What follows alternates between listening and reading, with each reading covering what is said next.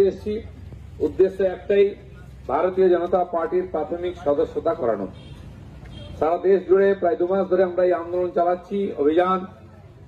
প্রায় 12 কোটির বেশি মেম্বার ভারতীয় জনতা পার্টির হয়ে গেছে। সারা বিশ্বে কোন রাজনৈতিক পার্টির এত মেম্বার নেই, এত শক্তি নেই, এত বড় নেই। আমরা খালি পার্টি নয়, আমরা একটা পরিবার, বিশ্বের সবচেয়ে বড় রাজনৈতিক পরিবার। পশ্চিমবাংলায় দুর্গাপূজা ইত্যাদি থাকার জন্য আমরা অক্টোবরের শেষ থেকে অভিযান শুরু করেছি। ডিসেম্বরের 15 তারিখে অভিযান চলবে প্রাথমিক সদস্যতা গ্রহণ করার।